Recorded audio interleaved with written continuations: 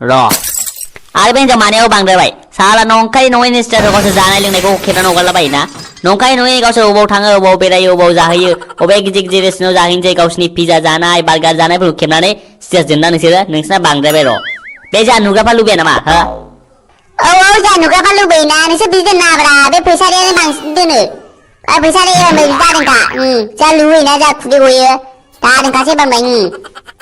खालि नंखायनि नङैनि स्टेटास दोननायल'लै मिथिबो बे हिनजावफोरबाथाय खालि बिदिनो आरो हौवाफ्राबो दोनो माखासे गावसिनि गोदान गोदान ड्रेस बायनायखौनो दोनो जोंहा बायनो हाया ओरैनो खावब्ला ओमफ्राय जोंहा ओरै लुबैनानै थानोसै गरिब मानसि जाहैबायना जि गावसिनि गोदान दामि बायबानो स्टेटास दोनो गावसिनि जानाय लोंनाय जानाया मा जायो खेबनायासो बांसिन खेबो नों मबाइलाव नायल' नों सार चेक खालामनानै नायलाय खेबसे बिसिनि मबाइलाव गासिबो गावसिनि जानाय लोंनाय खिनाय हासुनाय गासिबो फट' थाजोबो बिसिना दा चालाबाय नोंनाव बांद्राय बिदि बुंनाया नुनाय नोंगौबो सोमनाया थिगखौनो बुंदों माने गावसिनि जानाय लोंनाय बांसिनानो गोदान गोदान बायनाय बेखौ दोनसै आजिखालि स्टेजफ्राव एसे मोजां मोजांफोरखौ दोननांगौरा इनफरमेसनफोरखौ माबा शेयार खालामलाबायनाय कुइसन एन्सारबो शेयार खालामलाबायनाय साला फरायनायथ' गैखाला फरायनायखौथ' माब्लाबा शेयार खालामखाया खालि गावसिनि जानाय लोंनाय ड्रेस गाननाय बेरायनायखौ दोनखायो एसे फरायनायनि बारैबो स्टेज दोननांगौ एसे आरो खावब्ला सोमब्ला फैसालि रुपाथि नोंसोर बांद्रायबाय नोंसोर मा ओरै खालामबा मा जागोन नुदों नोंसोर फरायनायावबो गोसो हो जिन्दगि नङा लोगोसे नोंनि इडुकेसनाव थांफानांगौ नोंनि सोलोंथायाव थांफानांगौ लोगोसे मोसानायजों लोगोसे फरायनायावबो गैया मोसानायावबो आद्रा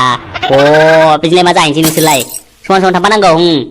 लेखा फरायनायासो मानसिखौ भेलु होयो एडुकेसन मेक्स ए पार्सन भेलुएबल मिथिबायना जाम्बा ताला नोंसोरो लोगोसे फरायनायावबो गोसो आरो लोगोसे मा खालाम गोसो बेखौबो खालाम नंनायालाय नोंगौ सार नों बुंनायाबो थिगानो बुंदों नोंबो सार नाथाय लेखा फरायनो थाखाय हायार एडुकेसन लानो थाखाय गुड लाकनि गोनांथि सार गुड लाक गैयाबा बे दुनियायाव जेबो जाया सार बेखायनो गुड लाकखौ सिगां खामायग्रोनांगौ गुड लाक माने माखौ गुड लाक होनो हे सोमला दा जाम्बा फैसाखौ होनदों फैसा बेखौ मिथिया नामा फैसाखौनो गुड लाक होननानै खोन्थादों सोमलाया जाम्बा खालि उदै बुजिनो एसे लजिक बाहायनांगौ नोङो नोंनि मेलेमखौ बाहायनांगौ एसेसो साननांगौ मा जाम्बाथारलै नोंनि मानसिया दे आंनो जोबथा जाम्बाखा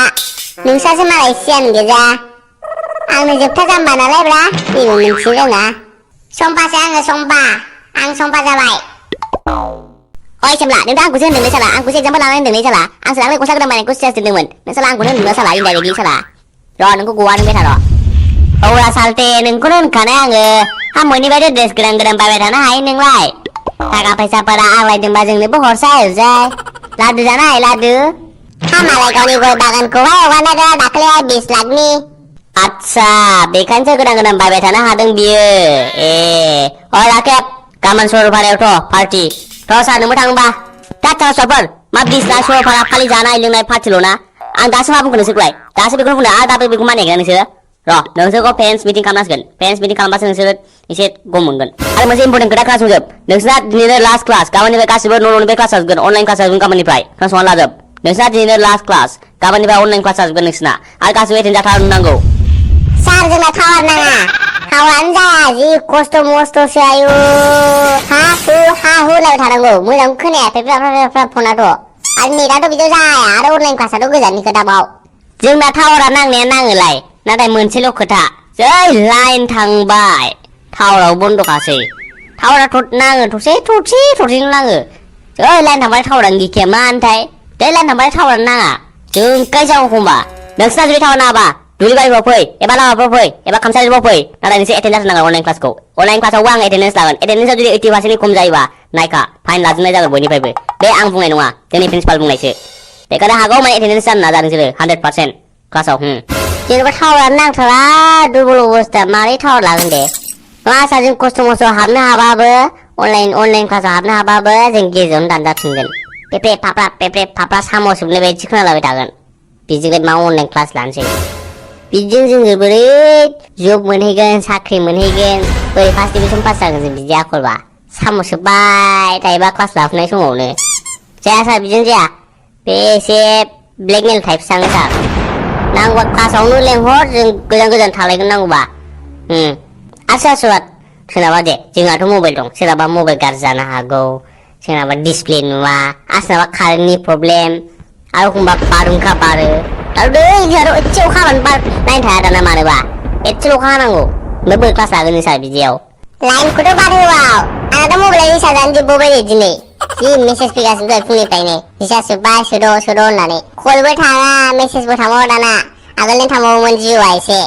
दाथ' मेसेजबो थांबावला कलबो थांबावला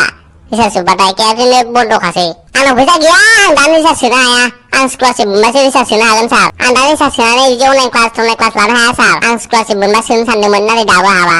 दे नोंसिनि गोसोसै आं मालाय मा होनबावनो गासिबो बिदिनो जोबखासै आंबो बारा बुंनो रोंला आंथ' मिथिया बोरै खालामलायो नोंसोरसो खालामलायदो जायखिजाया आंहा बिदि बुंनांगौ दंमोन आङो बुंबाय दा नोंसोर माबाफोर दाउट दङबा प्रिन्सिपाल सारनि सिगाङाव